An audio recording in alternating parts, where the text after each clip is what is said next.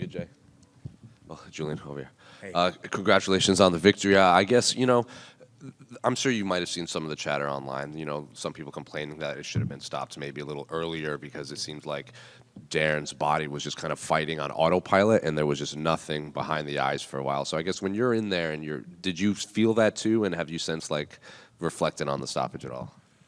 I don't have my phone on me, so I didn't really see any of the comments or anything. But yeah, when I was in the cage, it was like there was multiple times where I had him hurt, and I felt like I just needed to be patient. That was really kind of the name of the game of this fight, was just be patient, because Darren Elkins is a tough guy who can give you a fight for 15 minutes, even if he's close to being done. So just wanted to be patient. But I did see he already looks kind of cross-eyed, so and I hate to say that, or I'm not making fun of him or anything, but after hitting him a couple of times, I couldn't tell if it was just his natural look or if he was off balance. You've seen Darren Elkins fight, everybody has, and he always seems to be wobbling anyway. So I don't know if it's if he's hurt or if he's just naturally wobbling. And but there were some shots that I landed with him on him that maybe would have taken other people out. So I got to rewatch the fight back and see how many shots were on the ground, but I know it was more than 10. So and they were all clean, and some elbows as well. So and that up kick too.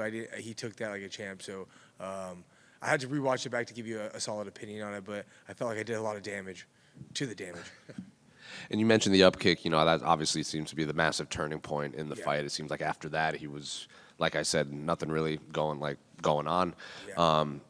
Obviously, you're throwing that with purpose, but to land that, it seems like 2-3 follow-ups back to back. So, I guess just walk me through that sequence, because you don't see a lot of up kick rocks like that. Yeah, I'm one of the guys in the gym that gets that uses that to his advantage. I'm nothing but extremities, I'm arms and legs, and so off my back, that's such a dangerous weapon. You see guys, Nico Price is really good at it. Some other guys have some pretty crazy up kicks like that, and so. Darren Elkins, I knew was going to be a heavy top pressure type of guy, but if I could get any space between us, wanted to throw elbows and I wanted to throw up kicks, because I've dropped people with body shots. I'm in the gym, I'm a bit nicer. I'm not going for headshots with the kicks from the bottom, but I go to the body a lot and stop people in the gym with body kicks coming up. And so I was happy, and I wanted to be able to test it to the head, or just in a fight. And so to be able to do that, it was nice. But man, he took it. I landed a couple good ones on him, and and he almost fell into a triangle, and then still had his wits about him to not get triangle choke. So he's a tough son of a bitch. The broadcast seemed to think that maybe you were kind of letting him try to take you down, because it seems like when he would close the gap is when you would kind of do the most damage. So I'm curious, was that the game plan? Yeah, well, are you talking about when I was on my back? Well, kind of both, and when he was kind of trying to. Yeah, I'm just I fight a little too stand-up-ish, and I'm not worried about being on the ground. So you look at my record, I have almost as many submissions I have, or TKOs, as I have submissions. 80+% finish rate, and so wherever the fight goes, I want to be offensive, whether it's submissions or it's damage, and so. I'm not really worried about it. He's obviously a tough, top pressure guy, and I wanted to be a little worried about that, but just more of time on the clock. I didn't want to let him sit on me for too long. But I always want to create damage everywhere, and I wasn't worried about wherever this fight took place. You mentioned at the beginning, fighting Darren Elkins. He can come back. We've seen him come back. That Bektic fight, he was losing 2 rounds pretty handily, and then he head kicked him. So when you're in there and you are connecting with these up kicks, and like I said, you can't tell if he's rocked or not. What is it like to put that much damage on someone and him still trying to just fight back? It was just like I said earlier. It's patience was the key to this fight. But yeah, it's I'm kind of a sick guy in the sense my favorite thing to do is to fight. And sparring days are my favorite days, and so I enjoy it. I want to just keep doing more and more. 3 first-round finishes is great and all, but it's I fought 7 minutes last year, in 2 fights. It was only it was less than 5 minutes tonight. I want to get more time in the cage. So although getting finishes is fantastic, I just really enjoy the time in there, and so. I would have gone 15 minutes with the guy, but to save my coaches from having heart attacks and my wife and my son, just get him out of there in the first round and move on.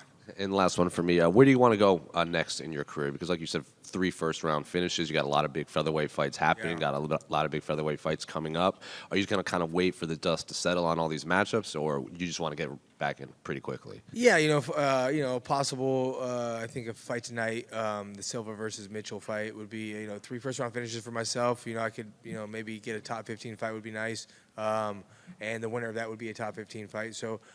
Maybe that, I'm good friends. I'm not good friends, but I'm decent acquaintances with Mitchell, and I've actually trained with Silva as well. But in this game, you got to fight the guys that you train with and that and you guys can like each other and still fight. So the winner of that would be nice, but I'm not close to any opportunities for anything else. Melky Costa just beat C-Rod a couple weeks ago. I beat C-Rod, kind of in the same trajectory as well. So I wouldn't mind that fight as well. But anybody from prospects to veterans, I'm with it. Thank you.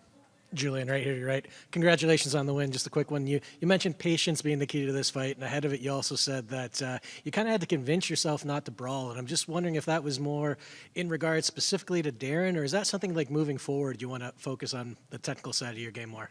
Yeah, 100%. A lot of the fights that I've won that have been super great fights have been fights that I've gotten dropped in. I fought Nate Landwehr, he dropped me, and then I knocked him out.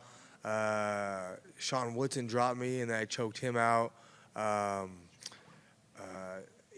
Jourdain dropped me, and then I choked him out. I have fights that are fantastic fights that, people love to watch it, and it's entertaining. But if I want to continue winning fights and not take as much damage, that's the way to go, But obviously, Darren Elkins, I wanted to be patient because of him specifically, because he's a guy that's not going to shy away from 15 hard minutes. And so I knew that was going to be there, and I wanted to prepare myself for the long haul. But and if the fight ended short, that's just a cherry on top for me. Congrats. Thank you. Julian, were you disappointed you didn't get the guillotine trifecta? Yeah, only 2 guillotines I have on my professional records. My 42nd fight as a professional with my last 2 fights, C-Rod and Ramos. And then I got called and told about the Elkins fight. And I was like, well, that dream's going to go out the window, because I think I could have Darce choked him, because my Darce choke is pretty unstoppable when I lock it in. But the guillotine, Daniel Pineda tried guillotining him a bunch of times his last fight and couldn't get it. And he has a killer guillotine, so many first-round finishes with it. And so I just told myself, don't just jump on that first opportunity. Maybe in the second round, third round, if he was tired and he was kind of just giving it up and I could get up anytime I wanted, maybe go for it if I had the energy on top of it. But for me, it was just, I think the TKO was the better route for me. Understood. And 9 years ago, you lost to Paddy Pimblett for the Cage Warriors title. When you fought him, When you fought him, did you think he would become a star? Yeah, he was he was the next best thing at Cage Warriors at the time. He had all the hype. I actually had no idea who he was, because obviously, from a different country. But yeah, I think a lot of people think I won that fight anyways. But I knew he would be good. He was young. I think I really tested his youth at the time. I was a bit older and had more experience than he did, and I think the first guy he fought that had that dog in him. And I really made him, I think, second guess fighting. I think he wasn't really fighting. Right after I fought him, he kind of seemed to take bigger gaps in between fights. And so, but yeah, I'm happy to see that he's doing well. There's no animosity or no, hard feelings between each other. We were just talking earlier. And so, as you get older and more mature in the sport, you start to respect the guys that you have fought. And for me, anybody I fight, whether I win, lose, or draw, I want them to become the next champion, because it just puts it better on your own career, puts a better name on your own career. I fought Paddy years ago. If he becomes the lightweight champion, people go watch that fight and see that I did fantastic and arguably won that fight myself. And so, good on him. Thank you. Of course. Thank you so much, guys. Appreciate it.